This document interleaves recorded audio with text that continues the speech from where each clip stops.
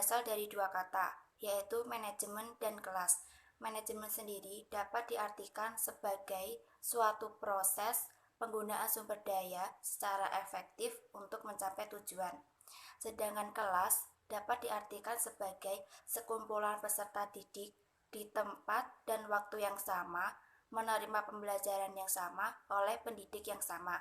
Jadi, dapat disimpulkan bahwa manajemen kelas adalah suatu pengorganisasian, perencanaan yang dilaksanakan oleh pendidik untuk mencapai pembelajaran yang efektif, efisien, dan menggunakan sumber daya yang ada secara maksimal. Baik, selanjutnya yaitu fungsi dan tujuan dari manajemen kelas. Fungsi manajemen kelas yang pertama yaitu meningkatkan kepercayaan pada diri guru pada saat proses pembelajaran.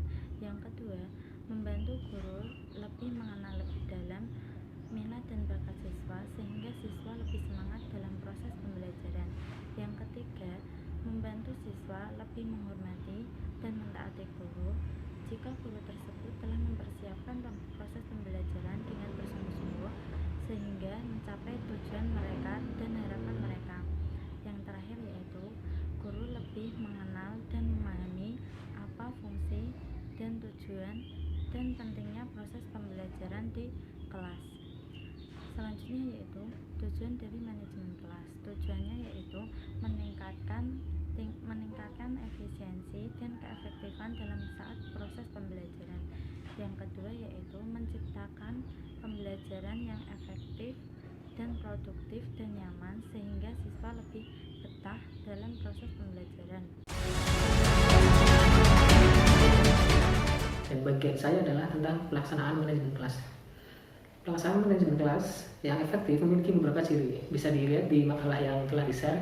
Yang pertama adalah mengondisikan kelas menjadi lingkungan yang mendukung pembelajaran siswa.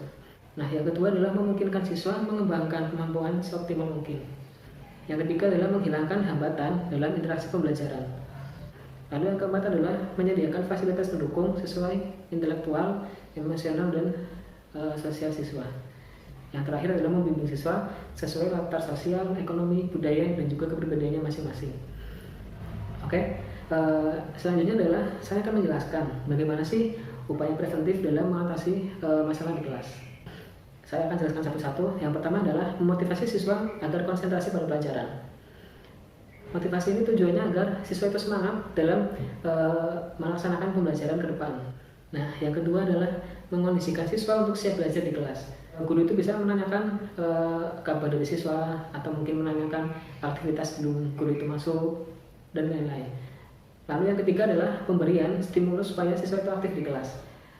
Nah, jadi pembelajaran di kelas ini tidak monoton, tidak hanya ceramah dari guru, tapi juga ada interaksi dan komunikasi antara guru dan juga siswa. Nah, yang keempat adalah suasana kelas itu sendiri. Berdasarkan hasil yang peneliti peroleh, ruang kelas sudah cukup memadai dengan ukuran 63 meter persegi dengan jumlah siswa di dalamnya adalah 35 orang. Sehingga siswa ketika belajar pun akan nyaman, seperti itu. Yang selanjutnya adalah pengaturan tempat duduk. Kita tahu bisa divariasikan dengan model letter U atau mungkin juga dibuat melingkar ketika ada tugas kelompok. Nah, yang nomor 6 adalah metode pembelajaran. Metode pembelajaran juga penting karena metode ini ketika diberikan variasi dalam pelaksanaannya akan memudahkan pendidik mencapai tujuan pembelajaran yang komprehensif atau yang lengkap. Contoh metode yang bisa digunakan, misalkan ketika pelajaran sejarah, maka bisa digunakan metode role play atau bermain peran. Yang ketujuh adalah penggunaan media. Penggunaan media pembelajaran yang tidak monoton itu mampu membangkitkan keinginan dan minat yang baru dari peserta didik atau dari murid itu sendiri.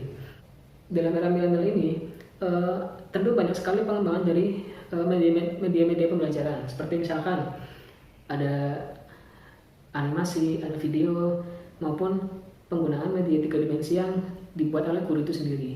Nah, yang terakhir adalah yang ke-8 yaitu pola interaksi. Ada dialog antara siswa dan juga guru. Dan juga ada pengembangan pembicaraan. Jadi pemahaman siswa itu terangkai dengan baik di memorinya. Nah, mungkin cukup sekian dari pemaparan materi dari saya. Baik, selanjutnya selanjutnya yaitu prinsip-prinsip pengelolaan kelas. Prinsip-prinsip pengelolaan kelas dibagi menjadi 6. Yang pertama, hangat dan antusias. Keberhasilan dalam mengimplementasikan manajemen kelas dengan sikap yang hangat dan akrab dari seorang guru kepada murid, serta menunjukkan antusiasme pada tugas dan aktivitas. Yang kedua, tantangan. Penggunaan kata-kata atau tindakan yang menantang akan meningkatkan gairah siswa untuk belajar dan mengurangi munculnya perilaku menyimpang. Yang ketiga, bervariasi. Penggunaan alat atau media akan mengurangi munculnya gangguan dan meningkatkan perhatian siswa. Yang keempat, keluasan. Sikap luas guru akan membuat siswa merasa lebih dekat, sehingga mencegah munculnya hal-hal yang tidak baik. Contohnya seperti keributan di dalam kelas. Yang kelima, penekanan pada hal-hal positif. Dalam mengajar, guru harus menekankan hal-hal yang positif dan menghindari pemusatan perhatian terhadap hal-hal yang negatif.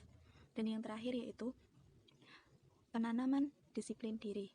Seorang guru sebagai teladan harus disiplin dalam segala hal.